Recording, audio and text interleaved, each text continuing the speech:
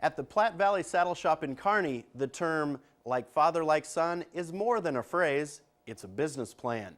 E. Henderson started working with horse saddles back in the early 1930s, and he passed his love of leather down to his son. Now, more than 75 years later, Lyle Henderson and his wife Linda are carrying on the family tradition.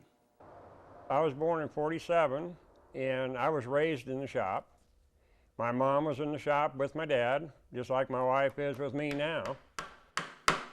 I've always just been crazy about being a cowboy. I always knew that I wanted to either be a cowboy or a saddle maker, and I did cowboy for quite a while. But the saddle business called him home in 1972. I went in with Dad and been here ever since. It's just not a job. This is something that I really enjoy. There's mornings I can't wait to get over here because I got an idea and I got to try it. This I enjoy probably more than anything that I do in this shop. I love to do this stuff. And the 58-year-old should know he's been doing this for quite a while. This saddle, my dad built this saddle for me when I was 12. I helped him a little bit on this one. Lyle's father passed away in '79, but one important quality Lyle carries on is pride. You got to have a lot of pride in what you're doing. You got to be happy with it before the customer ever sees it. And you got to have imagination. And it's that Henderson imagination that has led to the production of almost 2,600 saddles.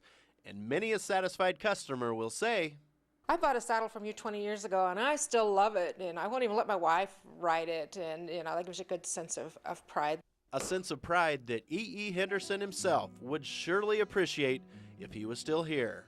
Actually, to me, he is here, and so is my mom.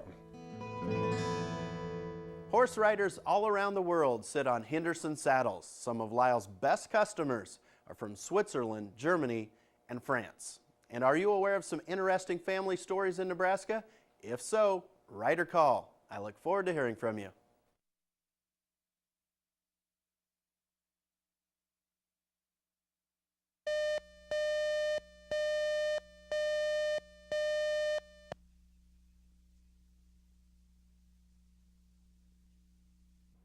Long before there were 24-row combines, farmers would spend hours and hours husking their corn by hand.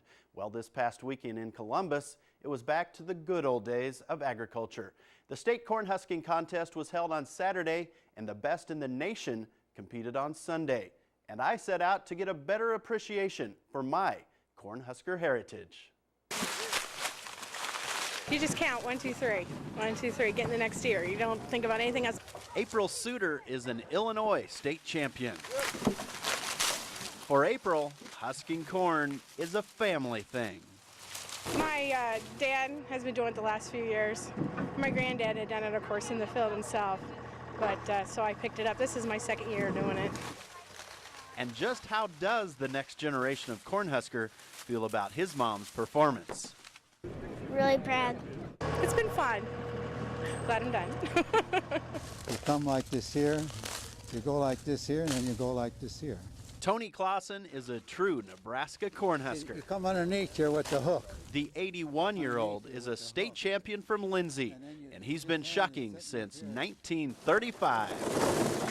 Well, it's something that I'm fairly good at, and I enjoy picking. I always did enjoy picking when I was a kid. I always liked to pick. It's kind of a challenging job.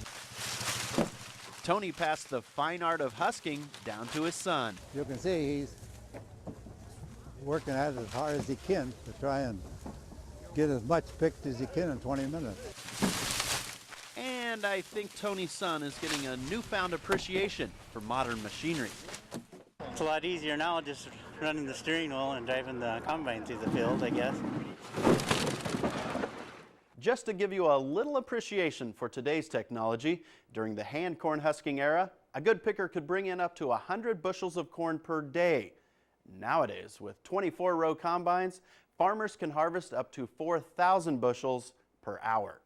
And what or who makes the good life great for you? Write or call me. I look forward to hearing from you.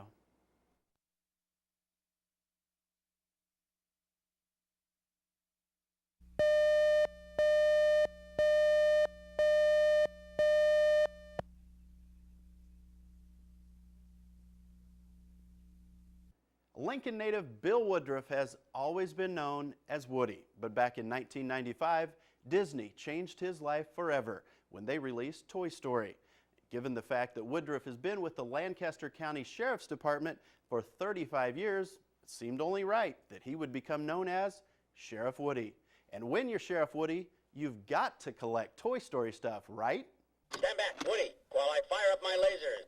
What laser? That's just a light. Now this is a collection. This is one of my favorites. This is a talking bank, and he just, actually tries to get bucked off the horse. From candy bars to yo-yos to dinnerware sets. We've got everything, even something I don't have much use for, hair shampoo. Glad to see you, Deputy. I just got intrigued with these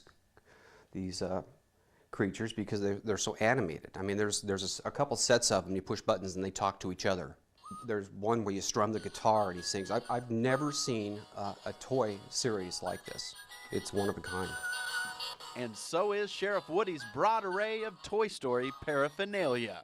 I really didn't start collecting them with the original Toy Story. It was more with the Toy Story 2 that came about. Over the years, he's accumulated over 200 pieces from the Toy Story series, and he's not done yet. I still pick up things like last week out at Super Saver, they had a Toy Story gummy bear box, and I've got a bunch of candy and stuff that's probably nothing anybody would want to eat. Woody may not have everything, but I would be surprised if I don't have 90 to 95% of it. so that means there's still a few items out there, just in case you need to buy Woody a present. That's what's been nice too, is people know what to get me for Christmas when there's no other idea.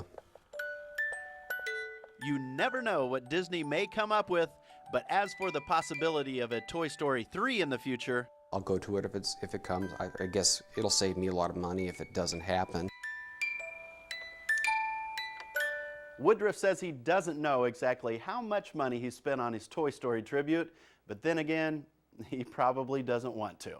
Well, do you know anyone who has an interesting collection? If so, let me know. Write or call. I look forward to hearing from you.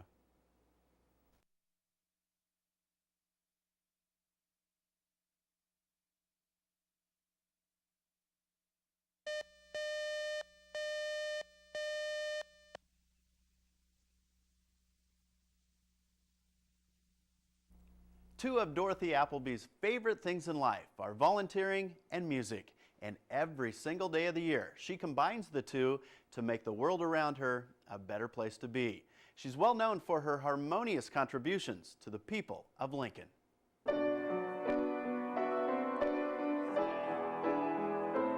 I'm delighted to share my music. Dorothy Applebee started playing piano when she was just 4. And now, 72 years later, she still loves to share the more than 4,000 songs that she's memorized. I find that music can make a big difference in people's lives, and it makes a difference in their day. It cheers them up for the day. So I feel that I've done something worthwhile when I get through playing. Dorothy has a very special philosophy about her volunteering. She feels that she's been given a gift in her gift of music and in her health, and that gives her a responsibility to give back. In addition to Dorothy volunteering at more than 10 functions a week, she's widely known for her 21 years of organ playing at Lee's Chicken. Oh, it was fun. My main function here was as a babysitter, though. I had between 10 and 11,000 children a year that came up to sit with me at the organ while I was playing.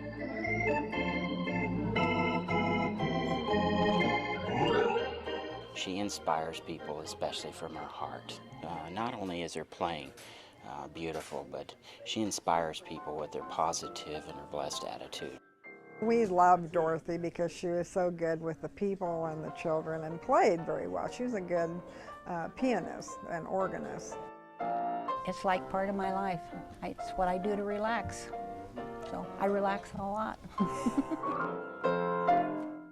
Well, longtime 1011 viewers may remember Dorothy from her appearances in this very studio in the mid-1960s. For a brief time, she played the organ on the morning and noon shows. Well, do you know anyone you'd like to see highlighted in my journal? If so, let me know. Write or call. I look forward to hearing from you.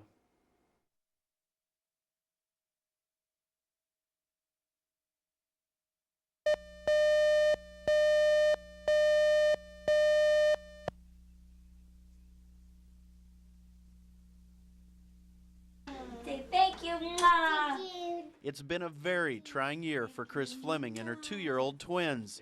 She went through a divorce, and her daughter Zoe had heart surgery last week. Thank goodness they have a neighbor like Jennifer Strohmeyer. She's adjusting to being a single parent and just having to come up with daycare solutions when there would have been a spouse. She's essentially by herself, and she's just been given a raw hand. Hi, we're Jenna and Joe from B107.3's Morning Show. And we're granting Christmas wishes this holiday season. Shh, we have a surprise for Jen's neighbor. Come on, let's go surprise her. Can you come outside for a minute? Yeah. Come here. Your very good friend Jennifer submitted a Christmas wish on your behalf because I understand you've kind of had a rough year. Jennifer wanted to make sure that you had a great Christmas and that things were going to be a little bit easier for you and the girls this year. So we're going to start with a gift bag that we have here that we have brought along. Oh, great. Well, you have that? When you open that, you will find inside a $150 gift card to South Point Pavilions. Oh, my God. In addition, there was $150 from Toys R Us, $200 from Russ's Market, and a little something else. We forgot something. I think there's something else in that bag we something forgot to tell you about to help it be a little easier for you this Christmas season. $500 cash for you. I didn't know any of this. I did not know what they were going to bring in. I guess that I can do this for my kids and not have to rely on my family and everybody else to provide my kids a Christmas, even though I know they would and will. I just love her to death. I love you. Thank you. I'm Lance Schwartz, 1011 News.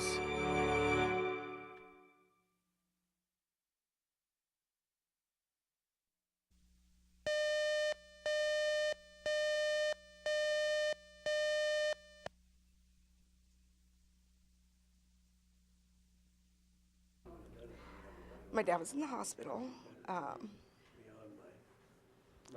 and we knew that he wasn't going to live much longer, and so we did have to move him into a new room. It was a bigger room because it was the final days, and it was hospice. And while Wendy left the room to move her father, her wallet was stolen out of her purse, and inside her wallet was her wedding ring. This holiday season, Wendy's friend and co-worker of 5 years took on the role of Santa Claus. She didn't think they'd probably be able to replace it, and she was okay with that. And I thought, you know what, I'm not okay with that. And I thought she deserves to have something special, and especially being the first Christmas without her dad. It's going to be the hardest Christmas on her and her family. And someone standing very close to you has asked to have a wish granted on your behalf. And that would be your good friend Melanie. And the good news is we're going to grant your Christmas wish, and these gentlemen are going to help you pick out another wedding ring. And the neat thing is, not only will this wedding ring symbolize the love you two have for each other, but I'm sure there will be some other symbolism in remembrance of your dad and your other family members, so it will be a very special wedding ring. Is that the one you want? Yeah. Congratulations. Yeah, That's what you're going to get. Thank you. That's beautiful. Thank you. And thank you so much. And just what might Wendy's departed dad think of Melanie and her holiday gesture? I probably think that Melanie's the best friend the person can have. Because that's what I'm thinking. I'm Lance Schwartz, 1011 News.